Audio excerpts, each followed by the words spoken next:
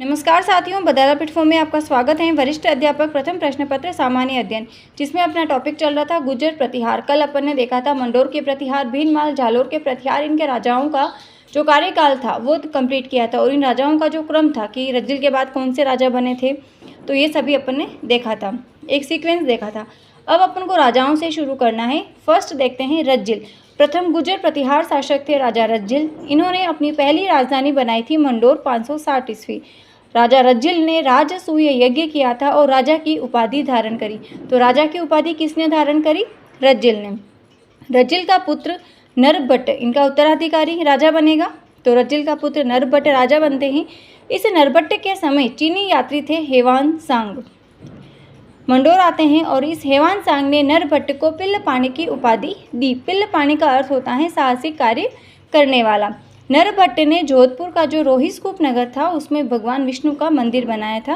नरभट्ट का पुत्र अयोग्य शासक था, तो नरभट्ट का जो पुत्र था नागभट्ट प्रथम, ये नागभट्ट प्रथम राजा बनते हैं नरभट्ट के बाद में।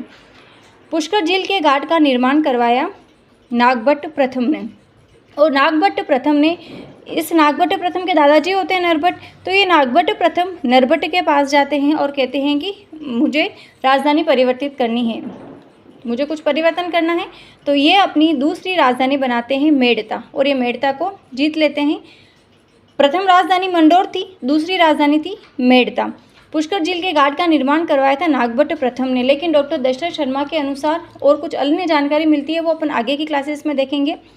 अब नागभट्ट प्रथम के दो पुत्र होते हैं, तात और भोज।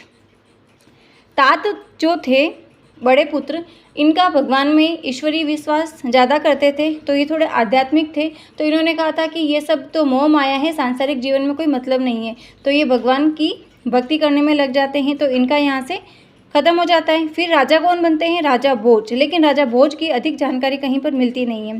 फिर बनते हैं राजा शिलूक। जोधपुर में समिद्वेश्वर मंदिर का निर्माण करवाया था राजा शिलूक ने। एक समिद्वेश्वर मंदिर चित्तौड़ में भी है, तो ये ध्यान रखना है। लोद्रवा का जो शासक था देवराज भाटी को इन्होंने पराजित किया था, तो ये अपना क्वेश्चंस बनता है। आजकल के जो एग्जाम्स हैं उसमें इन राजाओं के बीच में जाकर के छोटे छोटे क्वेश्चंस उठाए जाते हैं। तो लोद्रवा के शासक देवराज भाटी को किसने पराजित किया? राजा शिलूक ने। अब इनके बाद राजा बनते हैं जोट। जोट प्रतिहार। जोट प्रतिहार एक संगीतज्ञ थे और एकमात्र वीणा वादक शासक थे, वीणा बजाते थे जोट प्रतिहार। तो ये ध्यान रखना, और यहाँ से क्वेश्चंस भी बना है कि एकमात्र वीणा वादक प्रतिहार शासक कौन थे? तो वो थे जोट प्रतिहार। फिर राजा बनते हैं कक। इन कक शादी करते हैं, इनकी पत्नियां दो होती हैं। तो प्रथम पत्नी थी भाटी राजकुमारी पद्मिनी, इनकी पत्नी थी, और दूसरी पत्नी थी दुर्लभ देवी।